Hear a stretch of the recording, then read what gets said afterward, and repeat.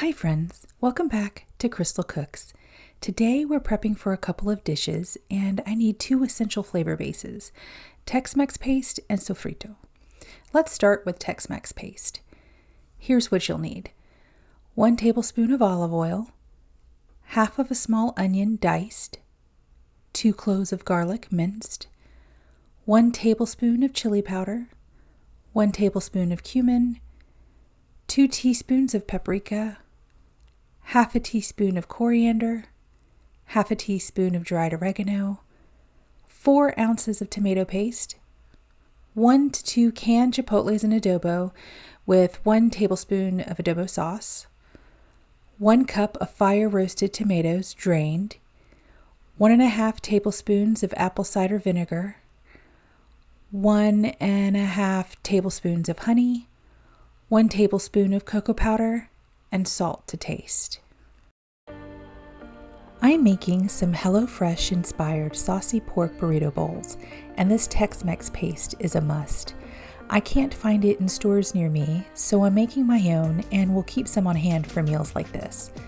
I'm using the HelloFresh Tex-Mex Paste copycat recipe from Hot and Healthy Living. I'll link the recipe below. Once you've prepped your fresh ingredients, heat the olive oil in a medium-sized pot over medium-high heat. Add the chopped onion and sauté for 3 to 5 minutes until it's soft and golden. Next, stir in the garlic and all the spices. Let those cook together for about 30 seconds. Then add the tomato paste and mix it in well. Let that cook for about 2 minutes. Be sure to scrape the bottom of the pot so nothing sticks. Then, pour in the rest of the ingredients and stir until it's all well combined. Then lower the heat to medium-low and let it simmer gently for about 10 minutes. Once it's finished, take it off the heat and let it cool for about 5 minutes. When it's cool enough, blend it until smooth. I like to use my mini food processor, but an immersion blender works great too. If you're using a regular blender, just be extra careful with the heat. After blending, pour the sauce into containers and let it cool completely. You can store it in the fridge if you'll be using it soon, or you can freeze it for later.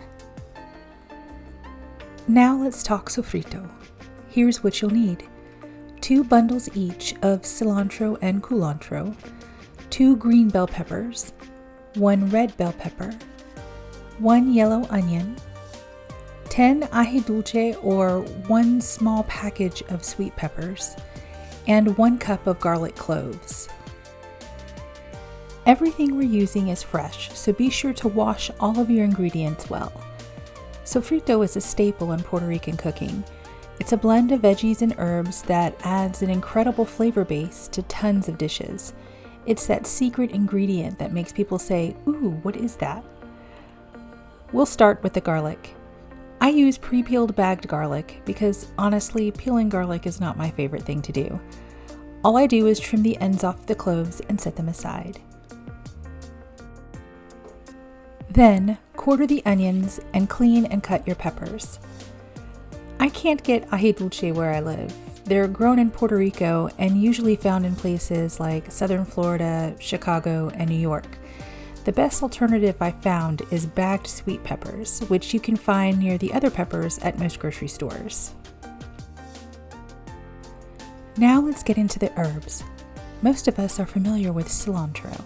It's the leafy herb that looks like parsley and has a bright citrusy flavor.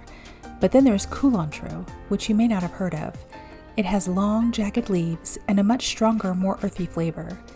It's bold and deep, and it's what gives sofrito that signature Puerto Rican taste. Using both cilantro and culantro gives the sofrito a balance. Cilantro brings the brightness, and culantro adds the depth. Once everything is chopped and ready, blend it all together in a food processor until smooth. Then, pour it into containers and freeze or share it. This batch usually lasts me about 3 months.